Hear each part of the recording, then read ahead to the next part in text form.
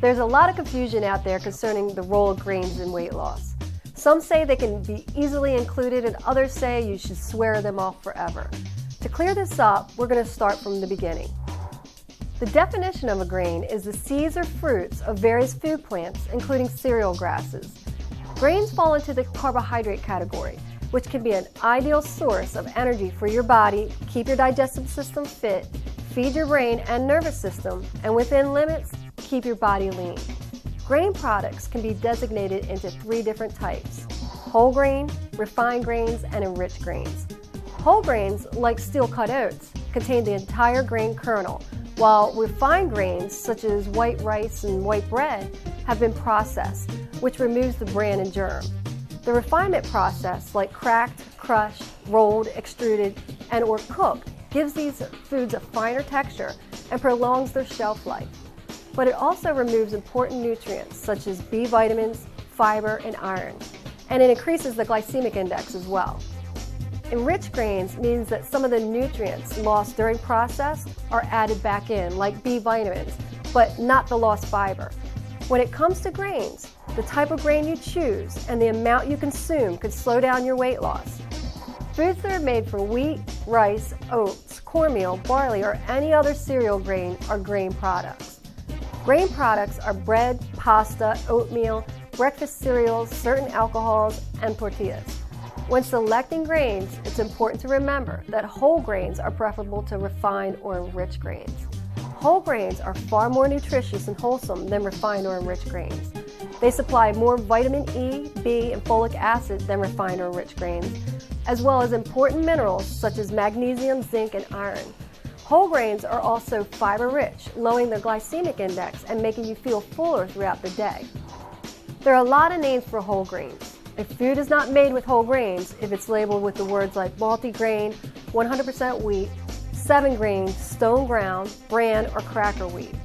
Also, you should remember that just because a grain is whole does not always mean it's best for your weight loss goals. The digestion of a grain and how it affects your body is the whole premise behind the glycemic index. The glycemic impact of a food is the measure of how a food raises blood sugar concentrations and elicits an insulin response in the body.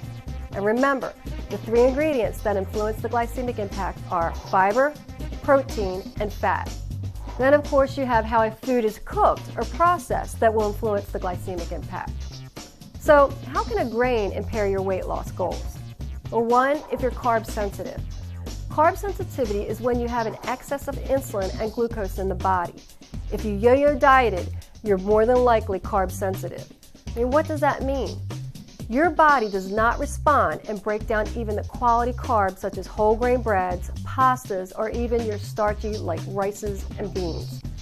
What are the signs? Well, you can retain water easily, especially around the midsection. Your fingers and feet can swell. You have the feeling of being bloated after you've eaten carbs, and the feelings of fatigue after eating a quality meal containing carbs. Here's an easy way to find out if you're carb sensitive.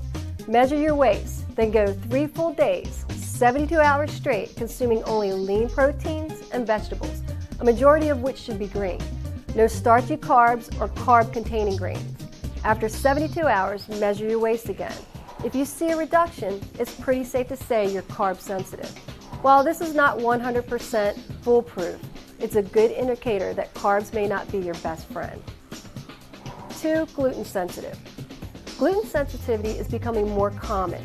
Gluten-sensitive individuals often struggle to get full nutritional benefit of the foods they eat, and their immune system may be weakened by foods containing gluten.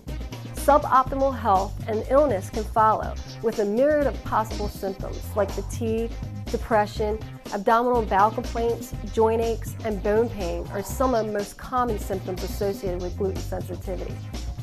At the other end of the spectrum, gluten sensitivity has been linked to gluten intolerance, but don't confuse this with celiac disease, a medical condition in which the absorbed surface of the small intestine is damaged. 3, wheat intolerance. Wheat intolerance is not usually as violent or acute as wheat allergy, and can be a lot harder to diagnose because the symptoms may manifest many hours after the consumption of wheat. It's still an immune-related response, but one which affects a totally different part of the immune system. If you're uncertain of this cause of reaction, you should consult with your physician. For the reasons we've just outlined, the TLS program recommends abstaining from grains in the initial phases of your weight loss. The amount of time varies depending on the plan you've chosen.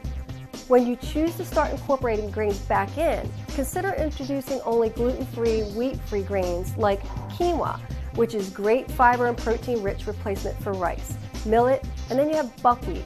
Even though it has wheat in the name, there's no wheat present. Be sure to journal. Journal what you feel, when you eat, and the next 24 to 48 hours.